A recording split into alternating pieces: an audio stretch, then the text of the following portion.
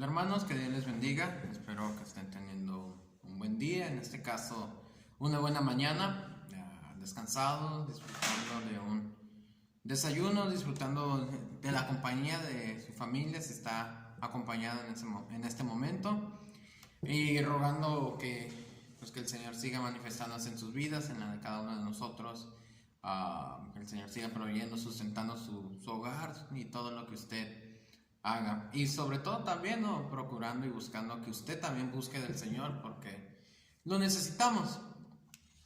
Hablando un poco en este sentido, quisiera que reflexionáramos brevemente en la palabra de nuestro Dios en esta hora, y para comenzar voy a hacer una pequeña oración. Dios y Padre, venimos delante de ti, te damos las gracias, Señor, porque nos amas, mi Dios, y porque nosotros te podemos amar, porque tú, Señor, nos has amado primero.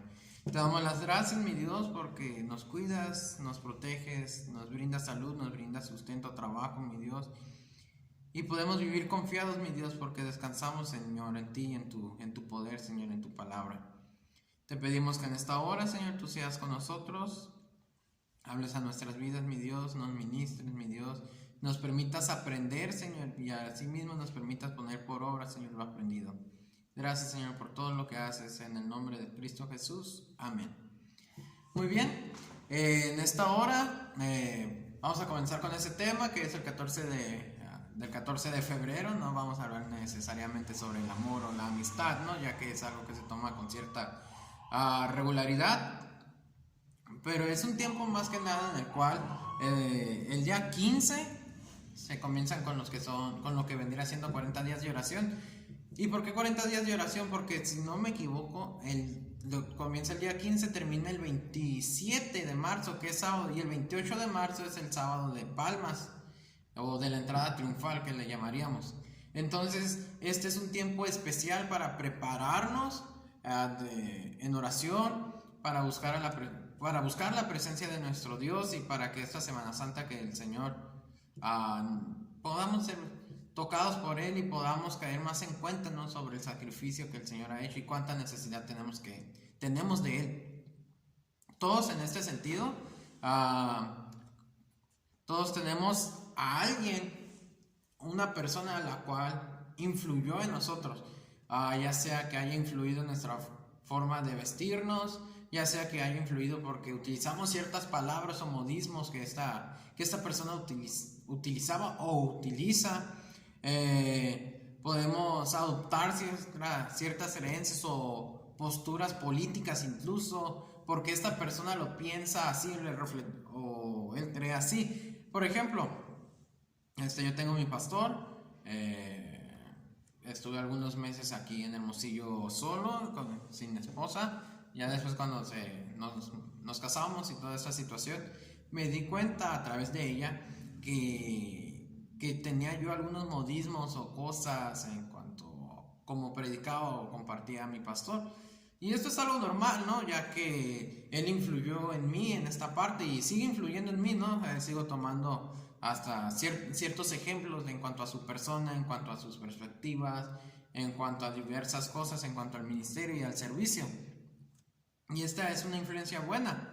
Pero también nosotros somos de influencia para alguien, lo creamos o no, o por muy joven que estés, todos somos de influencia para alguien, ya sea para algún amigo, para algún compañero, ya sea para un hermano, para cualquier persona, pero también nosotros somos de influencia para alguien. Y el sentir de esto lo encontramos en Marcos capítulo 9, versículos 2 al 8, y de hecho vamos a hablar sobre la importancia, ¿no?, de ser de buena influencia o de tener a un buen maestro. Marcos capítulo 9, versículo 2 al 8, dice de esta manera, es sobre la transfiguración de Jesús. 6 días después, Jesús se llevó aparte a Pedro, Jacobo y Juan. Los llevó a un monte alto, y allí se transfiguró delante de ellos. Sus vestidos se volvieron resplandecientes y muy blancos como la nieve. Nadie en este mundo que los lavara podría dejarlos tan blancos. Y se les aparecieron Elías y Moisés y hablaban con Jesús. Pedro le dijo entonces a Jesús: Maestro, qué bueno es para nosotros el poder estar aquí. Vamos a hacer 3 cobertizos, uno para ti, otro para Moisés y otro para Elías.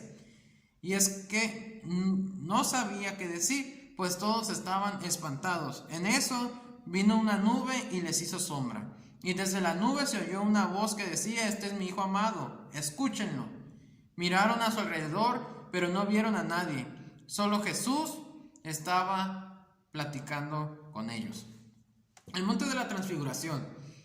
No me quiero meter mucho en cuanto a los sentidos, ¿no? A las posturas en cuanto a lo que se refería, ¿no? El propósito de la transfiguración de Jesús.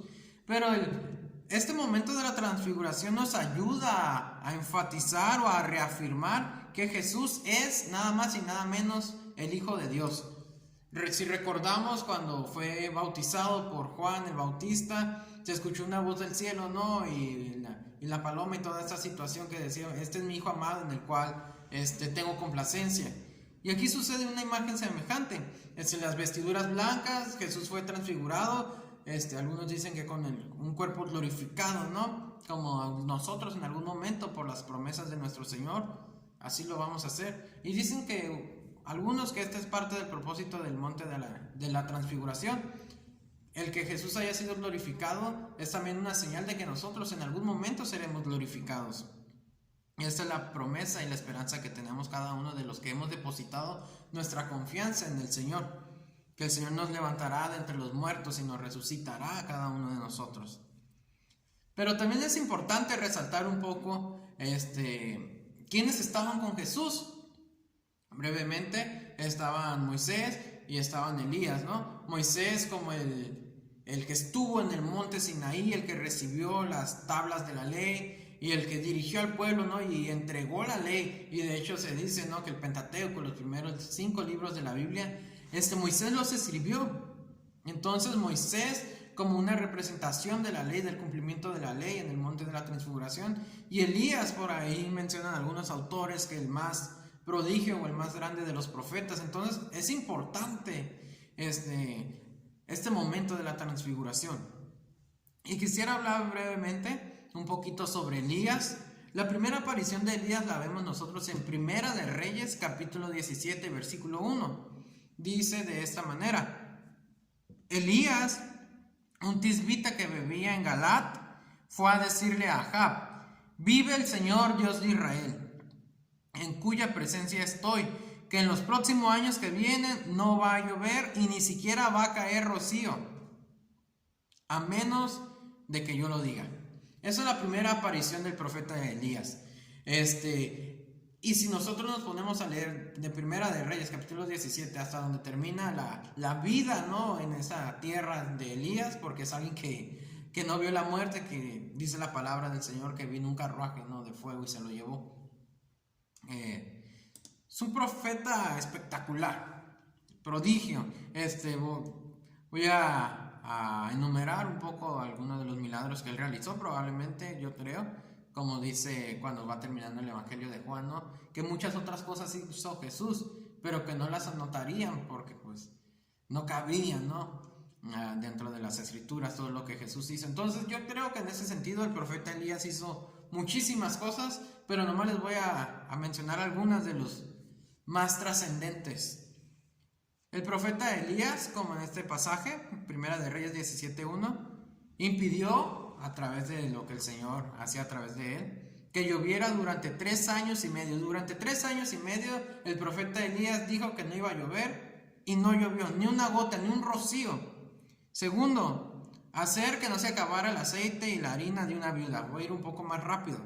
3, resucitó al hijo de la viuda. Ahí sí recordamos nosotros las historias. Hizo que cayera fuego del cielo en 3 ocasiones. Una, en respuesta a una oración que recordamos cuando los profetas de Baal y todo este momento, ¿no? Que me acuerdo un poco la situación. Hacer que lloviera para que terminara la sequía. Dividió el río Jordán, ahí ya cuando estaba al final de su carrera. El impacto que tuvo Elías. Tanto fue el impacto de Elías que por ahí vamos a ver un poquito más adelante. Hubo alguien que lo seguía. Yo me imagino que había bastantes personas que conocían de la fama, de la cercanía, del trato que tenía Elías con el Señor. Pero había alguien que le seguía muy de cerca y era Eliseo. Pero vamos a continuar un poco con Moisés. Moisés, Éxodo capítulo 2, versículos 2 y 3 es el llamado de Moisés. Allí el Señor se le apareció en medio de una zarza envuelta en fuego. Moisés miró y vio que la zarza ardía en el fuego, pero no se consumía. Entonces dijo: voy a ir y ver esta grande visión, ¿por qué la zarza no se quema? Si habláramos, ¿no?, sobre la vida de Moisés, o sobre los milagros que se realizaron, ya sea desde las plagas, ya sea desde el maná, ya sea desde abrir el mar muerto y toda la situación, la vida de Moisés es de impacto de igual manera, igual que la de Elías. Y por ahí nosotros podemos recordar a personajes que estuvieron cerca de Moisés. Podemos recordar a su hermano Aarón, podemos recordar a su hermana María, que ahí tal vez hubo algunos conflictos, ¿no?, más adelante si nosotros vemos. Pero recordamos muy especialmente a Josué. Y tengámoslos ahí, Elías y Josué. Después, Jesús. ¿Qué podemos mencionar de nuestro Señor? Mateo 3:17, desde los cielos se oyó una voz que decía: este es mi Hijo amado en el cual tengo complacencia. Jesús, como sabemos, tenía un discípulo de 12 cercanos, pero había muchas otras personas que le seguían, muchos discípulos, alrededor, que también seguían lo que Jesús estaba haciendo y su círculo cercano. Y por ahí también recordamos los que estuvieron en el monte de la transfiguración con él, estos tres personajes. ¿Qué es lo interesante de ellos tres? El impacto, tanto es el impacto de nuestro Señor, que hoy en día a través de lo que Él realizó podemos seguir nosotros como iglesia avanzando, podemos nosotros poder seguir depositando nuestra fe y nuestra confianza en Él a través de las enseñanzas que Él dejó hace ya prácticamente 2000 años. Pero Elías con Eliseo hizo algo espectacular. Moisés con Josué hizo algo espectacular. Jesús con sus discípulos hizo algo espectacular, tanto que hoy estamos aquí. Recordamos lo que sucedió. Eliseo, vamos a ver el pasaje más adelante, pero Eliseo fue un hombre trascendente que fue impactado por la vida de Elías. Josué fue otro hombre importante dentro de la historia del pueblo, en el cual, si recordamos por ahí Josué capítulo 24 también, se menciona la palabra de Dios, el pasaje tan conocido: mi casa y yo serviremos a Jehová, y ustedes tomen la decisión que ustedes vean conveniente. Y el pueblo responde: nosotros serviremos también al Señor, y toda esta situación. Y la palabra dice que esa generación cumplió su palabra, cumplió su promesa delante de Josué, y esa generación no se apartó. Y ya después viene otra generación que fue extraviada. Y tenemos a los discípulos de igual manera. Pero es importante tener maestros, es importante tener a alguien a quien podamos nosotros seguir, a quien podamos nosotros dejarle o depositar nuestra confianza y saber que esta persona va por el camino de la santidad, voy a expresarlo de esta manera, y va siguiendo el camino del Señor, y que nosotros podamos seguir y podamos tomar un ejemplo de vida de esa persona. Pero algo que sucede hoy en día, y ha sucedido a través de los siglos, de los tiempos, pero nos compete hablar sobre nuestros tiempos y todo lo que está sucediendo, es que hay mucha gente, adultos, jóvenes, que están siguiendo a falsos maestros, que están siguiendo muchas vertientes, muchas ideologías, muchas filosofías, a muchas personas, y no están siguiendo al Señor. Segunda de Corintios capítulo 4 versículo 3 y 4 dice así: pero si nuestro evangelio está aún encubierto, lo está entre los que se pierden, pues como ellos no creen, el Dios de este siglo les ha cegado el entendimiento para que no les resplandezca la luz del evangelio de la gloria de Cristo, el cual es la imagen de Dios. ¿Qué está diciendo la palabra de Dios aquí el apóstol Pablo? Está diciendo que el Dios de este siglo ha cegado el entendimiento para que no les resplandezca la luz del evangelio, a la luz de la gloria de Cristo. O sea, si hay un Dios en este tiempo, sí, el enemigo, el diablo, Satanás, como le queramos decir, que anda como león rugiente buscando a quien devorar, lo sabemos, y ahí está. Y probablemente se está ganando a parte de su familia, Y probablemente se está ganando aparte de nuestros vecinos. Y probablemente lo está ganando a usted mismo. Y se está metiendo dentro de las iglesias todas estas perspectivas, pensamientos, ideologías. Y decir, ¿no?, que la iglesia se tiene que adaptar a todo este tipo de posturas y de creencias y de pensamiento. Y están siguiendo, o estamos siguiendo a falsos maestros, estamos siguiendo a falsos dioses. Hubo una frase que anoté de Juan Calvino que dice así: el corazón del ser humano es una fábrica de ídolos. Repito, el corazón del ser humano es una fábrica de ídolos. Si no me cree, idolatramos a individuos, idolatramos a personas que amamos, idolatramos a equipos de fútbol, de básquetbol o algún deporte que nos llegue a gustar. Caemos en la idolatría por partidos políticos. Si usted no me cree, nomás vaya a las redes sociales y vea ahí todo lo que está sucediendo. Idolatramos a entidades religiosas, a celebridades, el dinero, los placeres de la vida, filosofías, corrientes de pensamiento. Idolatramos el entretenimiento, la salud. Incluso entre ellos podemos caer nosotros. Podemos caer en la idolatría, podemos empezar a seguir otras vertientes y otras corrientes. Y necesitamos empezar a ver, empezar a voltear realmente qué es lo que estamos siguiendo. Si es que nos estamos dejando llevar por la corriente del mundo o si estamos realmente siguiendo al Señor. Hay una pregunta importante: ¿por qué las personas, por qué nosotros seguimos a este tipo de ídolos, a este tipo de personas? ¿Por qué seguimos a falsos maestros que no nos están llevando hacia el camino del Señor? Alguien mencionó en alguna ocasión, porque es que se sienten con falta de propósito, sienten que sus vidas no tienen sentido.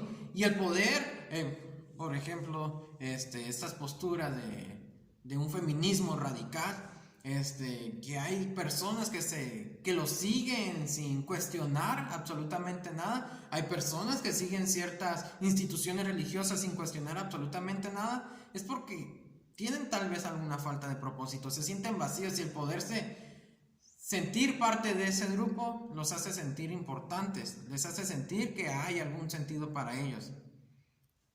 Hay un ejemplo, miraba hace algún tiempo un pequeño documental sobre la Mara Salvatrucha y toda esta situación, ¿no? Su ritual, utilizando la expresión, para poder formar parte del grupo, ¿no?, de los Mara Salvatrucha. Si mal no recuerdo, tenían que hacer una serie de cosas y al final el último requisito era que tenían que aguantar 45 segundos aproximadamente de una golpiza de todos los que estaban ahí, y si sobrevivían a esa golpiza formaba parte del grupo y lo adoptaban y lo tomaban y lo cobijaban. Y decía, ¿y por qué la gente hace eso? ¿Por qué la gente tiene que matar a alguien, tiene que hacer esto y todavía soportar una golpiza para formar parte de un grupo, para poder formar parte de esa familia? Que se sienten sin propósito.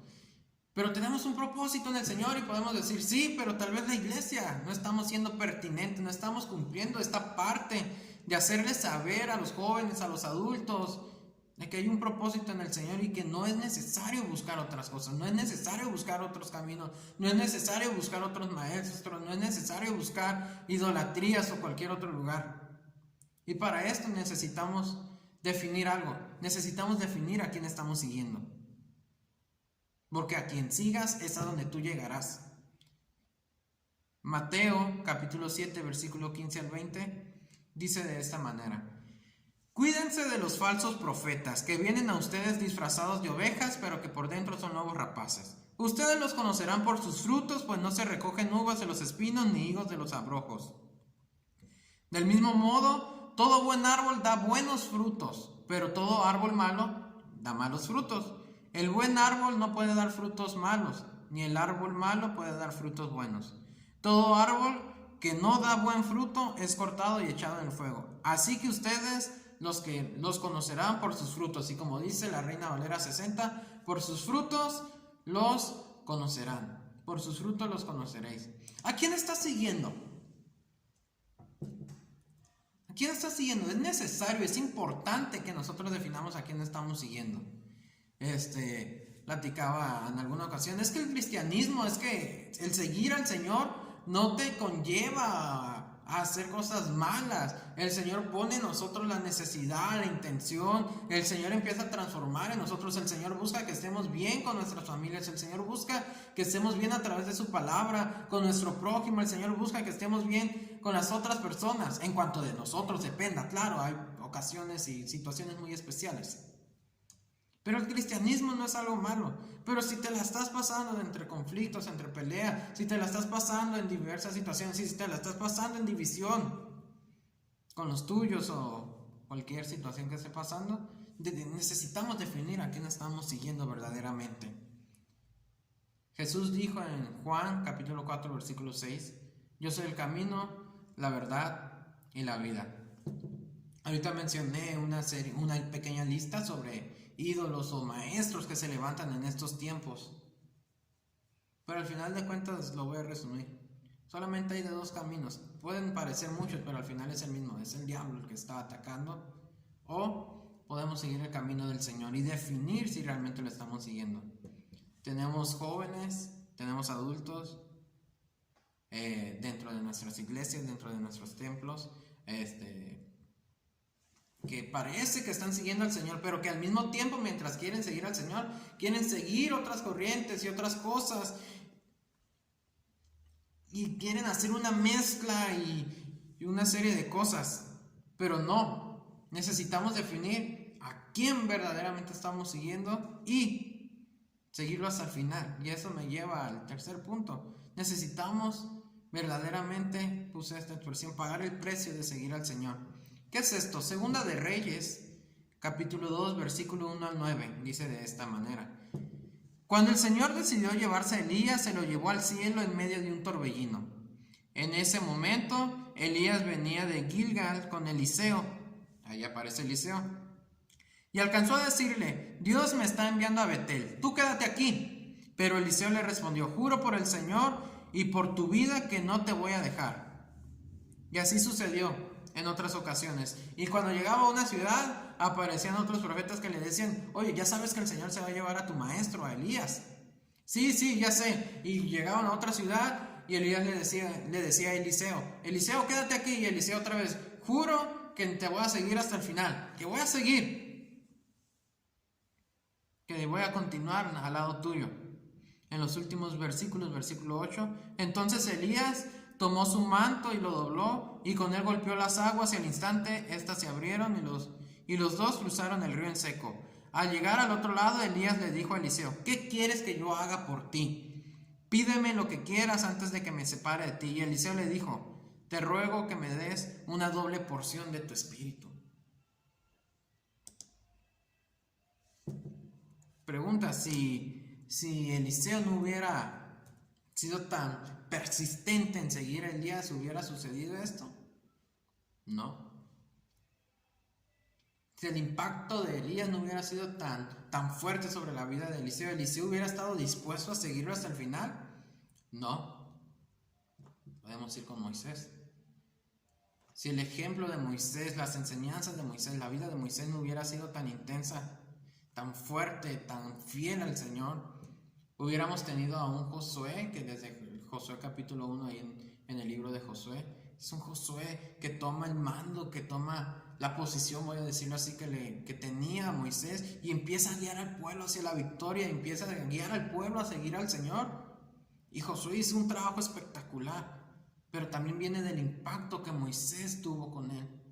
Y Josué estuvo dispuesto a seguirlo hasta el final. Por ahí recordamos que estaban en guerra y Moisés estaba cansado y Josué ayudaba a sostener uno de los brazos de Moisés para que no cayera su brazo, y Josué estaba ahí.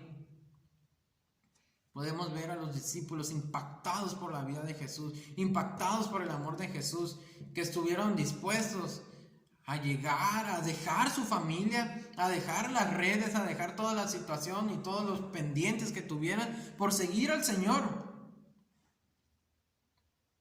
Jeremías 33:3 dice así: clama a mí y yo te responderé, y te daré a conocer cosas grandes y ocultas que tú no conoces. Y te daré a conocer cosas grandes y ocultas que tú no conoces. El problema de muchos cristianos, de muchos de nosotros, es es que muchas veces queremos esas cosas ocultas que el Señor tiene para nosotros, que muchas veces queremos ver grandes señales y prodigios, que muchas veces queremos ver cómo nuestro esposo, nuestra esposa, nuestros hijos son tocados y transformados por el Señor, que muchas veces queremos ver que sucedan muchas cosas de las cuales que el Señor dice en su palabra, pero no estamos dispuestos a ir más allá.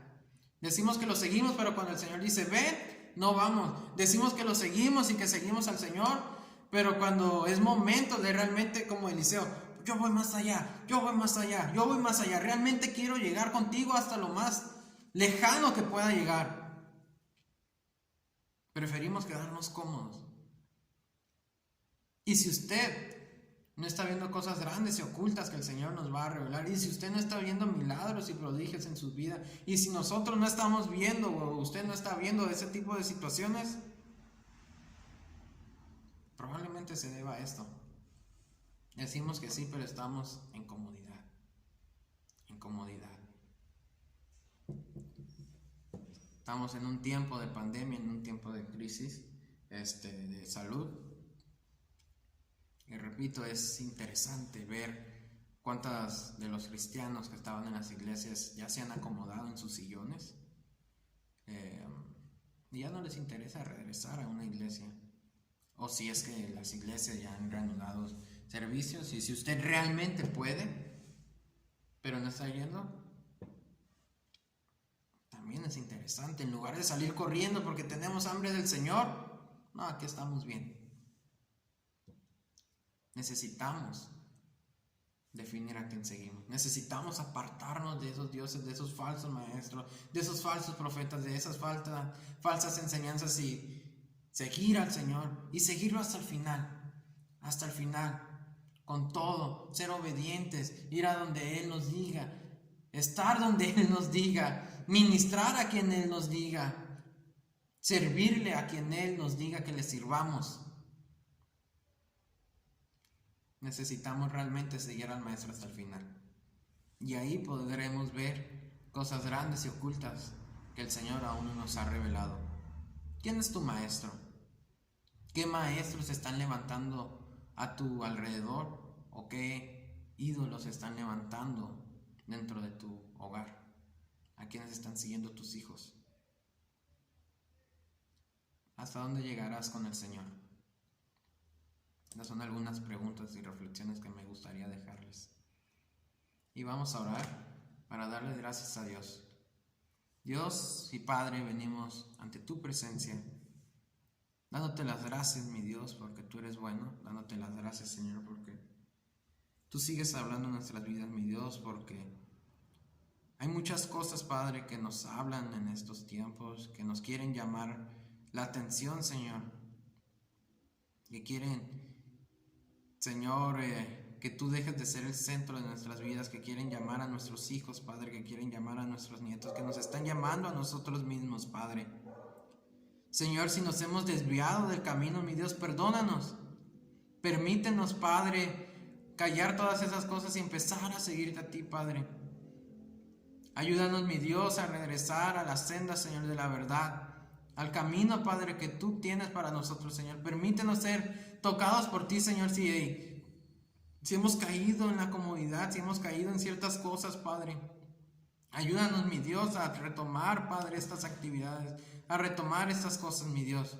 Necesitamos de ti, mi Dios. Más que nunca, Padre, necesitamos de ti. Tenemos un mundo, Padre, personas que están muriendo, personas que están, Padre, en crisis, personas que están en crisis emocional, Padre,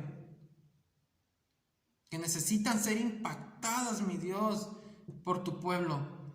Y tu pueblo a veces está durmiendo, Padre, y no estamos dispuestos, Señor, a ir más allá de lo que realmente tú nos estás pidiendo. Si ha sido así, Señor, perdónanos y te pedimos otra oportunidad. Gracias, Señor, por todo lo que haces, en el nombre de Cristo Jesús. Amén. Hermanos, que el Señor les bendiga y espero que nos podamos ver muy pronto.